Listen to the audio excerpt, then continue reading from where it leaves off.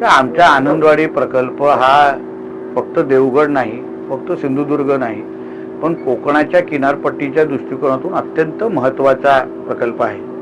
जेव्हा पायांसारखे वादळ आले तेव्हा आजूबाजूच्या राज्याच्या बोटी पण आमच्या आनंदवाडी प्रकल्पाच्या इथे येऊन त्यांनी आपल्या बोटी थांबवल्या किंवा पार्किंग केलं. ह्या बंदराचा विकास व्हावा हा गेली 18 वर्ष विविध पातळीवर त्याचे प्रयत्न सुरू आहेत. आणि म्हणून आता आमचं महायुतीचं सरकार आल्यानंतर आदरणीय मुख्यमंत्री देवेंद्र फडणवीस साहेबांच्या माध्यमातून या आनंदवाडी बंदराच्या विकासासाठी 85 कोटी आम्हाला मत्स्य मंत्रालय म्हणून आम्हाला प्राप्त झालेले आहेत.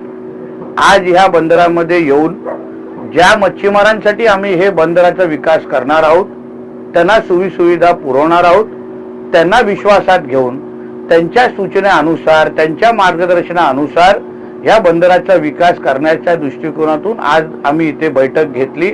माझ्या मत्स्य खात्याचे विविध जे सिनियर अधिकारी म्हणजे MD कॉर्पोरेशन चे म्हणजे कॉर्पोरेशन आमचे महामंडळाचे MD असो, विविध पातळीवरचे अधिकारी असो, सगळ्यांना एकत्र घेऊन इकडे कार्यरत असलेले जे काही मत्स्य सोसायटी आहेत त्यांच्याशी चर्चा करून, नेते मंडळांची आणि नागरिकांशी चर्चा, मच्छीमारांची चर्चा करून इथे ह्या बंदराचा विकास होत असताना तो लोकांच्या आणि मच्छीमारांच्या मर्जीने व्हावा, सूचनेनुसार व्हावा आणि ह्या बंदराच्या माध्यमातून माझ्या जिल्ह्याचा आणि कोकणाचा दरडोई उत्पन्न वाढावं या दृष्टिकोनातून आजची बैठक मी लावलेली होती.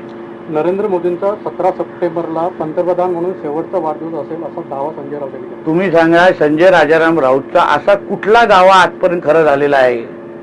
त्यांनी कितींदा हे सरकार पाडण्याच्या तारखा दिलेल्या आहेत, त्याच्यामध्ये तो स्वतः जेल पण जाऊन आला. म्हणून संजय राजाराम राऊतला आता स्वतःच्या पक्षामध्ये गांभीर्याने घेत नाही. आदरणीय पंतप्रधानांना ह्या देशाच्या जनतेने तिसऱ्यांदा नेतृत्व करण्याची संधी दिलेली आहे. आणि म्हणून संजय राऊतांनी फक्त तारखा मोजत राहावं, जसं तो सनी देओलचा आहे ना, तारीख पे तारीख करत राहावं. आमच्या पंतप्रधानांच्याच नेतृत्वाखाली आमचा भारत महासत्ताच्या दिशेने अशाच पद्धतीची वाटचाल करत राहील. चिपळूणमध्ये सुभाष देसाईंनी एक वक्तव्य केलंय, भास्कर जाधव हे मुख्यमंत्री होतील अशा प्रकारचं एक वक्तव्य त्यांनी सभेत केलं. त्यांनी कदाचित राज्य सांगितलं नाही ना, कारण का महाराष्ट्राच्या मुख्यमंत्र्यांची बुकिंग झालेली आहे. आमचे देवेंद्र फडणवीस साहेब अतिशय सक्षम काम करतायत. ते कदाचित कुठेतरी नागालँड कुठेतरी आजूबाजूच्या राज्याचा उल्लेख सुभाष देसाईजी करत असतील.